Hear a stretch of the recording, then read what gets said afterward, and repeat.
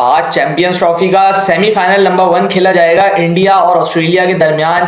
बहुत ही highly anticipated game, और ये दो टीम्स ऐसी हैं जो रीसेंट टाइम्स में हमें बहुत ज़्यादा अच्छे मुकाबले देखने को मिल रहे हैं इन दोनों टीमों के दरमियान। भले वो बॉर्डर गवास्कर ट्रॉफी हमने देखी टेस्ट फॉर्मेट की, भले वो 2024 का वर्ल्ड कप देखा, उसमें कितनी ज़बरदस्त फाइट की थी दोनों टीम्स ने, अच्छा मैच हुआ था। और वर्ल्ड कप या बड़े क्रूशल इवेंट्स की राइवलरी, नॉकआउट राइवलरी की अगर मैं बात करूं तो 2003 से शुरू हुई थी जब ऑस्ट्रेलिया ने इंडिया को वन साइडेड मारा।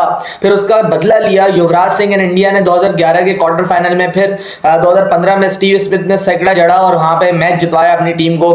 फिर ऑफ लेट जो सबसे रिसेंट जो मैच इनका सबसे क्रूशल मैच हुआ है 2023 के वर्ल्ड कप का फाइनल, और उसके वुंड्स, उसके जख्म आज तक इंडियन फैंस को में नहीं भरे हैं, आज तक इंडियन प्लेयर्स में नहीं भरे हैं। जितना वो जबरदस्त वर्ल्ड कप खेली थी, इंडिया डिजर्व करती थी जीतना, लेकिन मुंह से निवाला छीनना जिसको कहते हैं, वो किया था ऑस्ट्रेलिया ने उस टूर्नामेंट में, वो किया था ट्रेविस हेड ने उस टूर्नामेंट में। तो कहीं ना कहीं उसका बदला लेना जरूर बाकी है। तो इस मैच पे गुफ्तगू करेंगे आज जो खेला जाने वाला है, जिसकी इतनी एंटिसिपेशन है आवाम के अंदर। क्या मैच हो सकता है, कितना क्लोज जा सकता है, कौन जीत सकता है ये गेम, इस पूरे गेम को एनालाइज करेंगे। तब तक हमारे साथ जुड़े रहिएगा।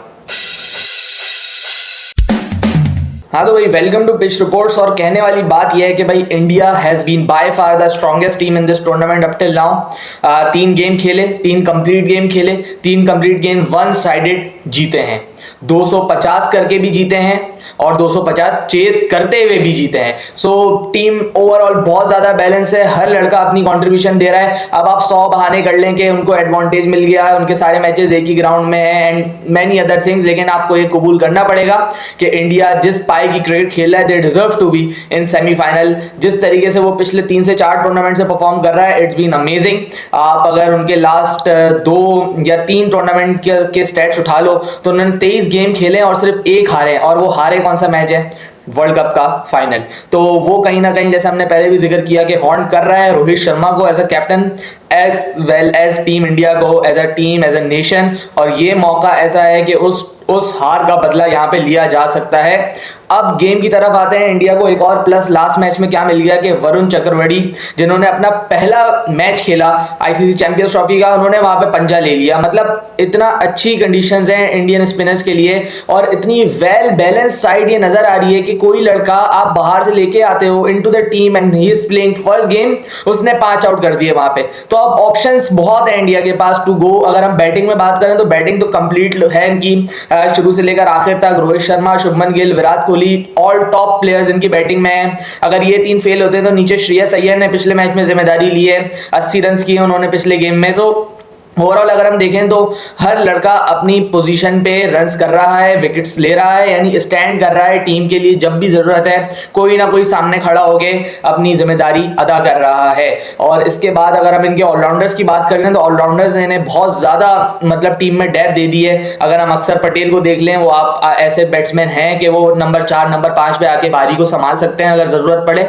फिर उसके बाद वो 10 ओवर का अपना कोटा भी पूरा करते हैं। रविंद्र जडेजा की बात कर लें, same goes for him. Hardik Pandya की बात कर लें, same goes for him.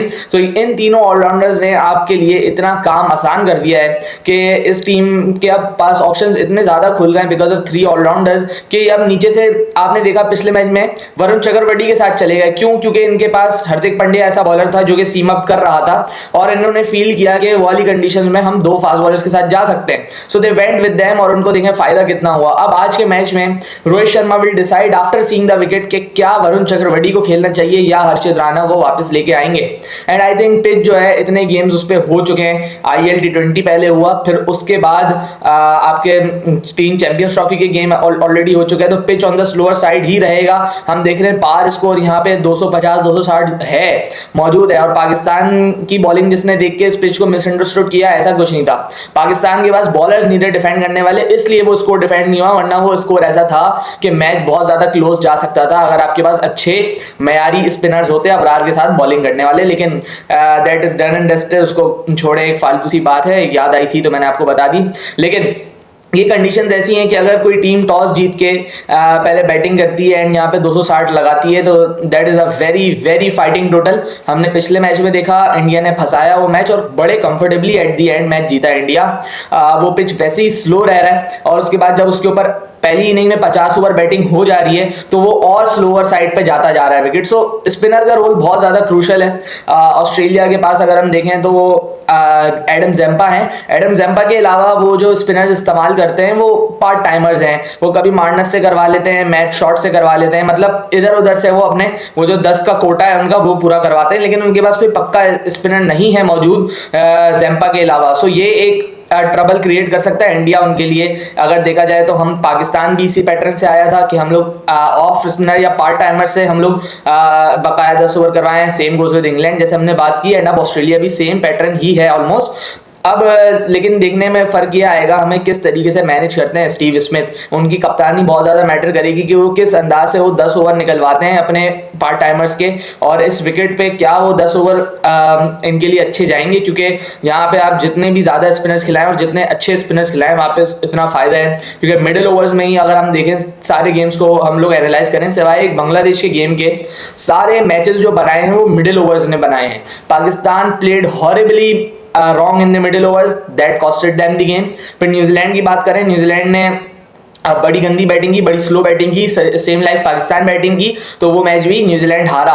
India ने देखे हैं श्रेयस अय्यर ने आके बारी को संभाला था वहां पे, 4-5 ओवर से ले रहे थे, स्ट्राइक रोटेशन कर रहे थे। सो जिसकी वजह से वो लोग एक अच्छे टोटल तक यानी 250 तक एक रिस्पेक्टेबल टोटल तक पहुंचे थे और उन्होंने मैच जीता वहां से। सो ये सारी चीजें, स्पिनर का रोल एक बहुत बहुत इंपॉर्टेंट रोल होने वाला है दोनों साइड्स की तरफ से। And I think India should go with Varun और कंटिन्यू करना चाहिए उनको, क्योंकि जो कॉन्फिडेंस उन्हें मिला होगा पिछले मैच से, क्योंकि न्यूजीलैंड जो है इस टूर्नामेंट की रेड हॉट साइड है, फेवरेट साइड है, जिस तरीके कॉम्बिनेशन उनका है और उनके खिलाफ आप इतनी अच्छी परफॉर्मेंस कर रहे हैं। सो डेफिनेटली एक चीज ऐसी है वरुण के बारे में कि अगर वो खेलते हैं यहाँ पे तो ऑस्ट्रेलिया को मसला क्रिएट कर सकते हैं। फिर अगर मैं ऑस्ट्रेलियन टीम की बात कर लूं तो एक मैच उनका कंप्लीट हो पाया बिल्कुल, और वो मैच था against England and they looked very good. Ball में तो नहीं अच्छे लगे क्योंकि मैंने उसको आपकी रीजन बता दी है। वो रीजन यही है कि Australia is also playing a bowler, a full time bowler short. They are going with Adam Zampa, और एडम जेम्पा के अलावा उनके पास सारे के सारे मैक्सवेल ले लें, मैट शॉट ले लें, मार्नस लाबुशेन ले लें, ये सारे ऐसे बॉलर हैं कि बिट्स एंड पीसेस में बॉलिंग कर लेते हैं, थोड़ी बहुत कर लेते हैं, 3 ओवर ये कर लेगा, 3 ओवर वो कर लेगा, इस तरीके से बॉलिंग बढ़ जाती है आखिरी वो जो 10 ओवर का कोटा होता है। सो ये थोड़ा सा कंसर्न है ऑस्ट्रेलिया के लिए, लेकिन उस पर फिर हमने देखा कि वो जो कंसर्न था उसको कवर किया एक्सेप्शनल बैटिंग ने।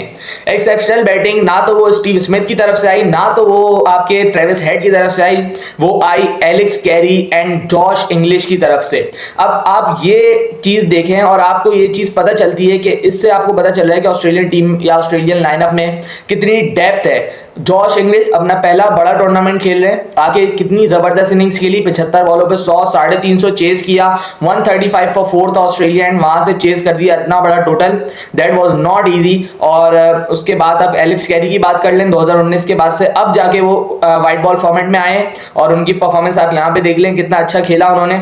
सो ऑस्ट्रेलिया को हम हल्का नहीं ले सकते, इवन दो उनके 5 से 6 प्लेयर शॉर्ट हैं, बट स्टिल उनकी परफॉर्मेंस ऐसी है कि आप उनको एक favourite team in the tournament consider कर सकते हो। लेकिन हैविंग सेड दैट हमें ये कहना पड़ेगा कि मेरे ख्याल से, मेरे ओपिनियन में इंडिया एक ऐसी साइड है जो कि मैं फेवरेट करार दूंगा इस मैच के लिए। वो रीजन मैं आपको पहले ही बता चुका हूं कि because of heavy spinners, heavy loaded spinners उनकी साइड है जिसमें वो सारी बेसिस कवर कर रहे हैं। ऑलराउंडर्स बैटिंग भी करके देते हैं उनको, 10 ओवर अपने करके भी देते हैं, पेस अगर चाहिए तो Mohammed Shami and Hardik Pandya are there. So मेरे ख्याल से मिडिल ओवर्स का गेम बहुत क्रूशल होने वाला है। जो मिडिल ओवर्स जीतेगा वही मेरे ख्याल से मैच में दबदबा कायम रख पाएगा, और 10 से लेकर 40 तक ओवर जैसे कि हर ओडीआई मैच में क्रूशल होते हैं, वैसे इसमें बहुत ज्यादा क्रूशल होंगे, even in the second inning as well as first inning. Dew का कोई चक्कर होगा नहीं दुबई में, क्योंकि अभी मेरे ख्याल से ड्यू इतना ज्यादा मैटर आती नहीं है इन सीजन में।